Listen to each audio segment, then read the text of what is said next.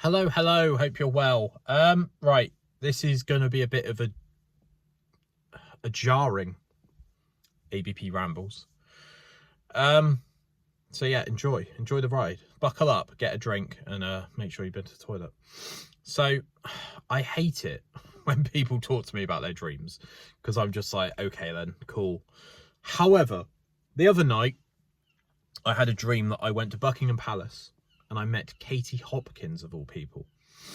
And I basically mentioned the podcast to Katie Hopkins, and she said, cool, if you want me to come on your podcast, then it will probably cost you about 600 quid, and you'll have to message me through my Cameo profile. And I don't know what it is about dreams, but you're kind of like a different person in your dreams. And I was like, I'm not paying you 600 quid to come on my podcast for an hour. That's absolutely mental. And she kind of just walked off. And there was a couple of other celebrities from memory in this Buckingham Palace dream thing. But it was all a bit mad.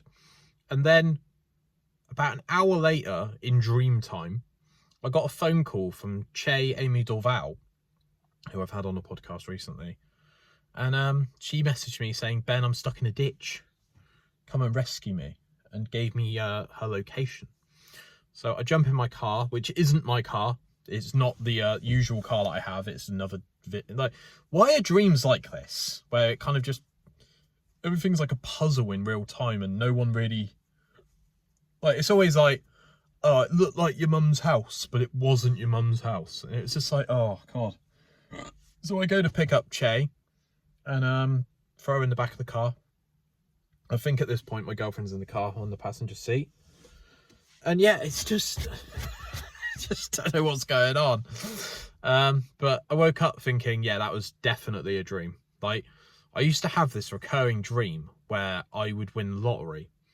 And I would go to like vending machines in like laundrettes and stuff, and I would put like £10 into the machine to get like soap powder or something, and the machines would always empty all of the money out of the machine, so I'd be rich.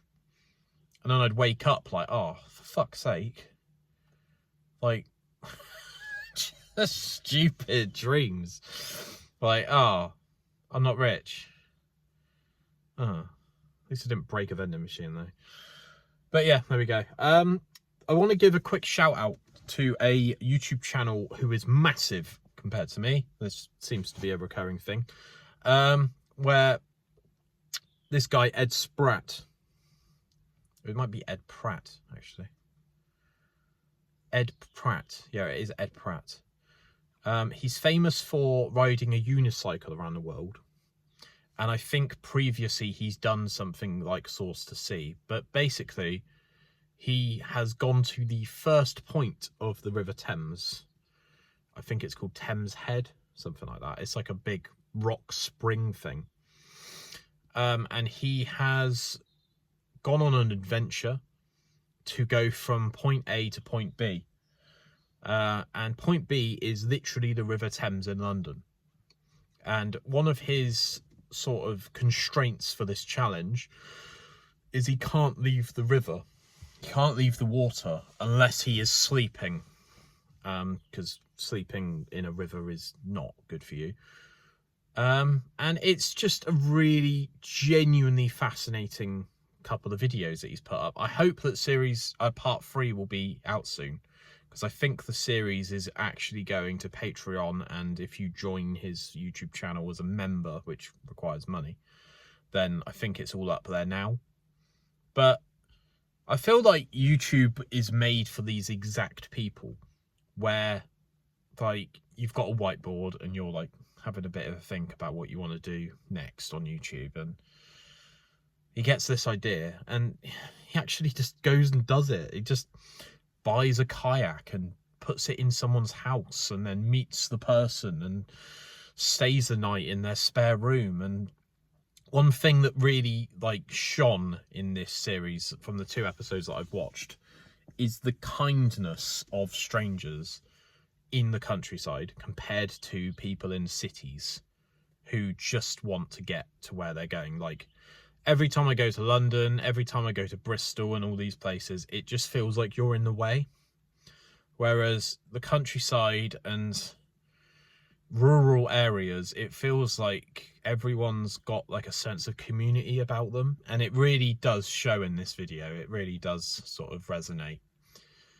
And it's just an interesting watch. Like, it's interesting to see how he keeps all of his devices charged with this massive power bank that he's got.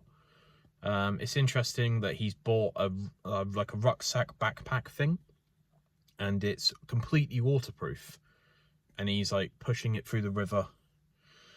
He's got this wetsuit on and his flip-flops keep breaking, and it's just a good time, genuinely. And he's also done a brand deal with Ocean Bottle, which I joked with Casper saying he stole my brand, because a while back the podcast was actually sponsored by Ocean Bottle, probably about 3 years ago now. But yeah, it's just a fantastic mind watching people do these things just because they fancy it. And it's just really inspiring and interesting to see how they go about doing something that's potentially not been done before. But yeah, I think that's it for this video. It's going to be a bit of a short one.